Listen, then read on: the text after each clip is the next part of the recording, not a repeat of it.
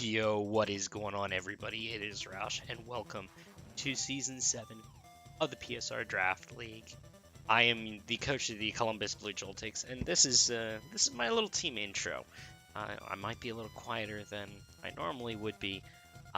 That's because I am recording this at 1:30 in the middle of the night, and I do have some roommates who are trying to sleep, so I am trying to keep this a little bit quieter. But anyways, let's go ahead and get into my team.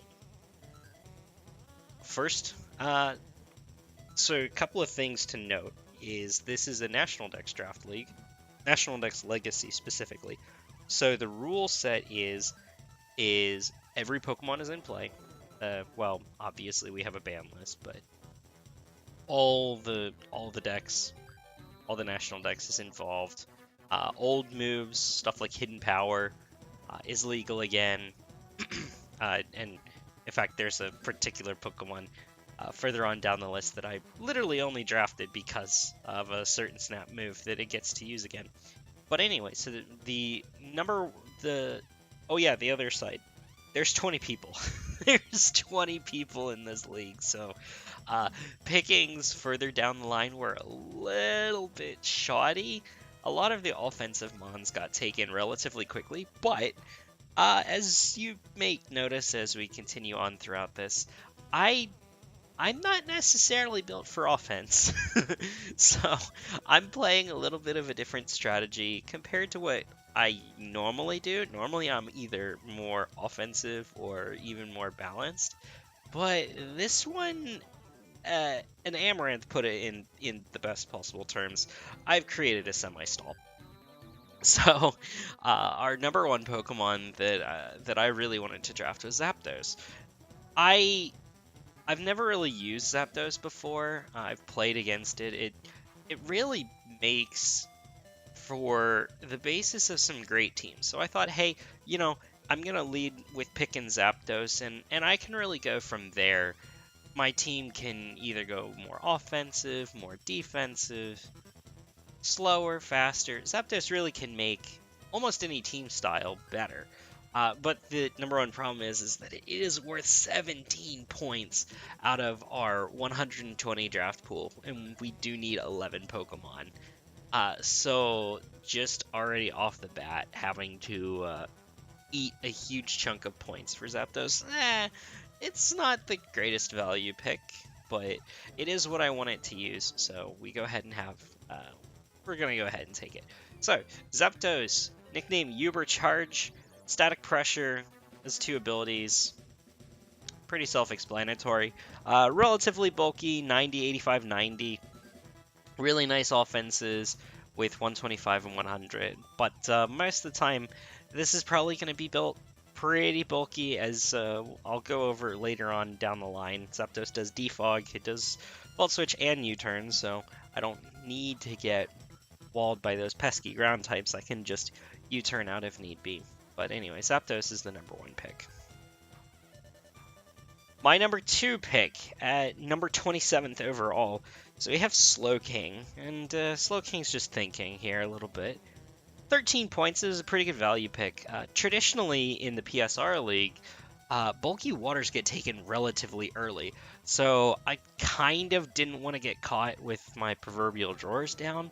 And Slowking was really the mon that I had in mind, because after Zapdos, I kind of sort of had a plan for the core that I wanted to build, and Slowking was kind of a necessity into making it work, as opposed to Slowbro, or I was even considering Melodic as another option. Melodic was on the table, and it probably would have done just as well, but I feel like Slowking actually allows me to play more offensive, ironically. Slowking doesn't have to be as passive as Melodic is because of a certain move called Future Sight. So Future Sight can really help me force some switches, and later on down the line we'll explain why. But Oblivious's own tempo, their abilities, they're probably not going to be rot 90% of the time. Regenerator's just a little too busted. 95 HP, so it's pretty nice and bulky. Decent defense, really nice Spud F, and a good special attack stat to really help apply some pressure. So Slowking and Zapdos. Oh, Slowking does get teleport, so Slowking does have a little bit of momentum. Stuff to keep in mind as we move forward. Ha! Ben Swallow to Buzzwole. So, yeah, this is where I started realizing that I I really wanted to be more offensive, but kind of turned. Buzzwole is kind of where I started to turn a little bit slower. So Zapdos and Buzzwole have Roost. Slowking has Slack Off. So they do kind of recover. They're kind of bulky. They kind of just sit there. Um, Buzzwole is pretty nice because I could have it be more offensive, but it's generally going to be used as kind of it's going to be used to check some physical attackers. So yeah, there's Buzzwole. It is 14 points, kind of expensive for what it does for the team, but I've kind of really wanted to try Buzzwole, and we'll see how it goes in this setting. Next up, we have Salamence. So, as you can see, the pick number, it was undrafted. My pick in the 4th round was originally Nidoking. Yes, it was Nidoking. And Nidoking doesn't really fit that little bulky style that I was trying to build. Nidoking just was like a black sheep. So I tried to see, I made a few trades. I made like 3 trades during post-draft period that really helped solidify my team as a more defensively based team. So we have Mixed Moxie Mens here. Whether or not it's going to ever bring Mixed Moxie is yet to be decided, but otherwise, Intimidate is really good. It's got pretty decent defenses to go along with it, 95, 80, 80. It does get Defog, it does get Roost, it gets a very nice variety of support options, including Wish. So yeah, and base is 95 HP. Is it really 95 HP? How do they do? I wasn't even thinking about that. Yeah, that's 95 base HP wishes. That's pretty powerful, I guess, if I wanted to go with that route. But unfortunately, it doesn't have a momentum move. So yeah, it kind of is forcing something to tank a hit and then receive the wish. So it's kind of weird. But anyways, Mixed Moxie Mens is here, and we'll see what he does. He might clean up a game or two, but remains to be seen. So another one of the free agent swaps that I ended up doing was for the Alolan Muck, and I really wanted to draft this thing, but unfortunately it was like 3 or 4 picks before me was when Alolan Muck went off the board. But so when it came time for free agent frenzy, Sun Rakasha kind of just dropped it, and I swooped in immediately to pick it up because I really want to abuse Poison Touch Pursuit. So if I'm gonna play like incredibly bulky and kind of just really annoying, having Poison Touch Pursuit, a 30% chance on any Pokemon that I'm sitting in on to get poisoned, even if it decides to leave, is kind of no joke. Also, Poison Jab, Poison Touch is like a 51% chance to poison, so it's kind of interesting. So I'm not really passing Toxic around, but because a lot of my Pokemon do generate forced switches, kind of just having a regular poison is good.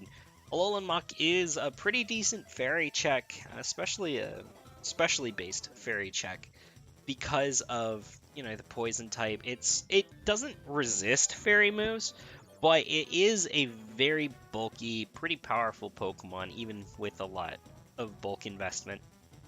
It kind of acts as the fairy check to this course so far, because I don't have a fairy resist yet. I say yet, but we'll get to that. We'll cross that bridge when we get there. So Toxic Flubber is kind of here to deal with ghost types especially, because I ended up having a huge specially attacking ghost problem in the core, with Slowking being weak and Buzzwole not really being especially tanky.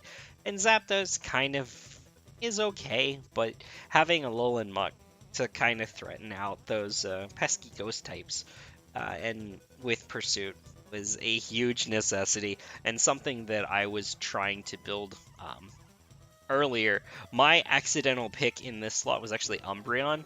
I was working in the middle of the draft, so I didn't exactly pick what I wanted. Um, I I did pick, but I also didn't get to spend a lot of time looking at the draft board to see what was available. So I did make a few mistakes, but I think we rectified most of them in the end. There are some weird mons later on down the list, but we'll go ahead and just keep moving on. So Alolan Muck, part of the team, really important for how I built. Sylveon, the Pink Ribbon Army. So this is where it kind of gets interesting. So this is an actual Wish Passer with Baton Pass. It gets Heal Bell, so I can even pair it with Alolan Muck using Rest and stuff like that if I wanted to. 95 base HP, 65 on the attacks, on the physical side, 110, 130 Spit F, special attack, special defense, 65 speed.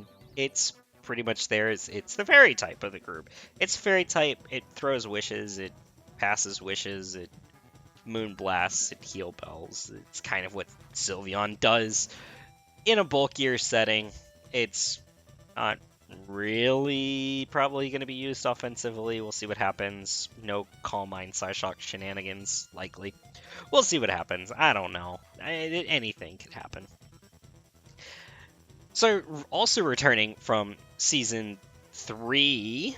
Holy cow, was it Season 3? Wow, it's been so long. Greninja. So, Lei Frenchie, the Greninja. Torrent is the only allowed ability. We've banned Protean, we've banned Battle Bond for obvious reasons. Protean is just a little busted with Greninja's coverage, pretty much allowing you to do whatever the heck you want. And Battle Bond is just kind of broken on its own as well. But I did end up... I drafted this Pokemon even after Umbreon. I'm not really sure how much I can use Greninja. It could be a revenge killer on some stall, but it's not really... It's kind of there as a speed tier deterrent. I'm not gonna lie. But that doesn't mean that I won't use it. It does happen to have spikes and toxic spikes, so if I wanted to go like a hazard stacking variant, it's possible. Just some thoughts for you to chew on. Greninja, you don't know what I can do with it. Quite frankly, I don't either, but we'll find out. Alright, next pick. I only had Nidoking as a Stealth Rocker before this round. And Palossand's not that bad.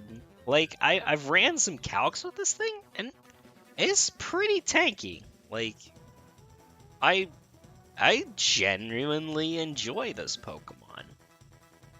And especially what it brings to the team. So, it right now is my number one Stealth Rocker. 85 HP. It's more of a special attacker, but it's a pretty good bulky special attacker. And it can also go with Slowking to pair a Trick Room Core if I really wanted to. Water Compaction is the only ability that we're allowing, because Sandvale kind of boosts evasion, and we don't like that here. But Water Compaction does it just fine. Raises defense by 2 stages, so when you're hit with a water-type moves, that's kind of cool, I guess. But, you know, not a lot of water physical attack. Well, there's a few. Well, water attacks are more coming on the special side, so especially with Scalds, so Palisade's kind of in a weird spot. Could be interesting, but I actually genuinely like the role that Palisand can play. It is a role player. That's kind of all it's going to do. But, yeah, I can imagine that I'll bring this to a game or two. Okay, this is the tail end of Fairy Dragon Steel Core. Yeah, this thing is a recipient of wishes and potential rest heal bells. Welcome, heavy, heavy, heavy. Yeah, he's heavy. He's big. He's big bad Mega Sararan dad. Um, it's kind of what it does. It is kind of a Stallmon. It gets Iron Defense. It gets Body Press. This could be fun. So, like, I was kind of planning on, like, either Mega Aggron or Mega Steelix if I got sniped. They're more defensive. We'll see what they do. Piloswine. This was the last of my free agent swaps at the Frenzy. So, this is another Stealth Rocker, so I have 3 Stealth Rockers now. Palossand, Mega Aggron, and Piloswine. They're all actually not bad Stealth Rockers in their own right. Piloswine loves a Violite. It's pretty bulky. Maybe at 8 points, it's debatable if it was a little overpriced. Maybe that's why it went undrafted for the first time in its career. I don't know. But for what it does for me at 8 points is actually really good, because I don't even have any good priority. I have Shadow Sneak on Alolan Muk and Greninja and Water Shuriken and some Quick Attack Sylveon action, but Ice Shard Piloswine is genuinely my only priority, but it is kind of bulky at the same time. Piloswine does check dragons pretty nicely, especially physical attacking dragons that Sylveon is scared shitless of. Pretty good bulk, pretty good attack that allows it to be a tank and yet still like check things offensively. So that's why I like Minimoo the Piloswine. Yeah. And we have for the first time in my history, I think I have a Pokemon that I genuinely believe is not going to be brought to any game. I might be able to sneak it into one. Who knows? So I must ask you a question. Was this a good pick? The answer is probably no. I really wanted Credilli, because Credilli was 2 points.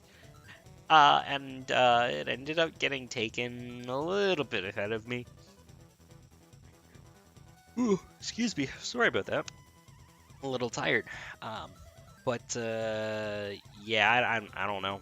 Kadabra, it's here. It does psychic things. It's my second best special attack, hilariously enough. It's also my second best speed. So, that's kind of amusing.